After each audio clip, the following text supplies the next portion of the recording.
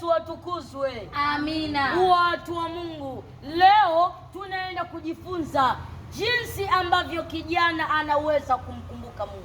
Amina. Mhubiri 12 mstari wa kwanza imeandikwa, mkumbuke Muumba wako siku za ujana wako, kabla hazijaja siku zilizo mbaya, na kabla haijakaribia miaka utakaposema mimi sina furaha katika hayo. Amina. Naomba tujifunze maana ya kila neno lililozungumziwa katika mstari huo. Nini maana ya kumkumbuka Mungu? Kumkumbuka Mungu si kumwaza tu, bali ni kufanya mapenzi yake, kulisoma neno lake, kumuomba na kumtumikia. Kijana, Mungu anahitaji moyo wako leo, wala si baadaye. Yaani Mungu anahitaji moyo wako siku za ujana wako. Siku za ujana ni siku gani? Au ujana ni nini? You may ask yourself, what's teenage? Teenage is the period whereby a teenage gets ability or a teenage gets power to do special decisions. Ujana ni kipindi ambacho kijana anapata nguvu ya kufanya maamuzi muhimu. Haleluya, watu wa Mungu. Amina. Nguvu hizo zinatoka kwa Mungu. Kwa hiyo kijana zitumie nguvu hizo vizuri kabla hazijaja siku zilizo mbaya.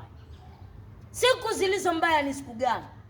Siku zilizo mbaya ni siku kabla ya majuto.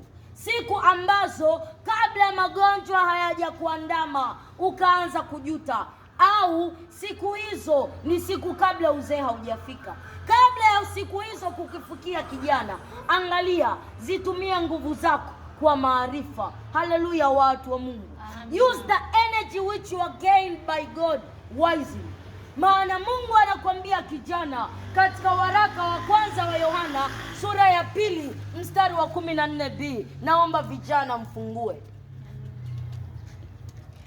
Imeandikwa, nimewaandikia ninyi vijana kwa sababu mna nguvu na neno la Mungu linakaa ndani yenu, nanyi mmemshinda yule mwovu. Haleluya, watu wa Mungu. Amina. Kijana, Mungu alikuamini akaamua kukupa wewe nguvu za kumshinda huyo mwovu. Naomba tujifunze kitu kimoja. Mungu anakuambia usipende dunia wala mambo yaliyomo katika dunia, maana mtu akipenda dunia, kumpenda Mungu hakumo ndani yake. Maana kila kilichomo duniani, yaani ni tamaa ya mwili na tamaa ya macho na kiburi cha uzima, ambavyo havitokani na Mungu bali vyatokana na dunia.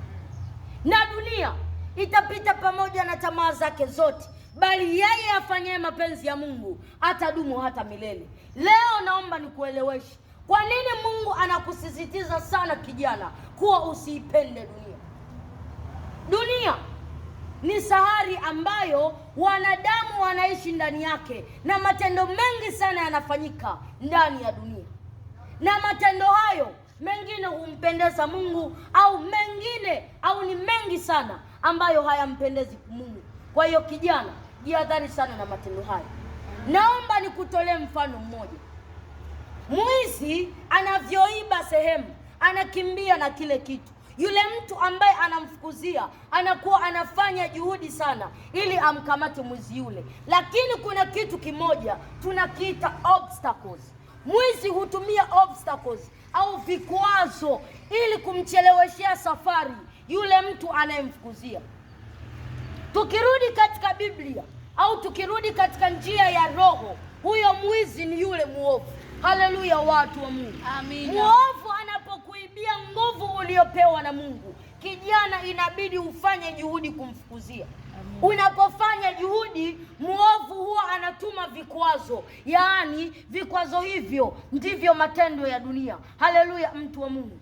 Ndio maana Mungu anakuambia kijana, usiipende dunia, maana matendo hayo yakikuandama utamsahau Muumba wako. Na Biblia inakwambia mkumbuke sana Muumba wako siku za ujana wako. Haleluya, watu wa Mungu. Amina. Kijana, leo tafakari, unapopambana na muovu huyo, je, muovu huyo amekushinda au wewe umemshinda. Tukutane hapo kwenye section ya comment. Haleluya, watu wa Mungu.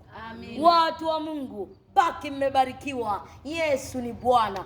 Kijana, mkumbuke sana Mungu. Amina.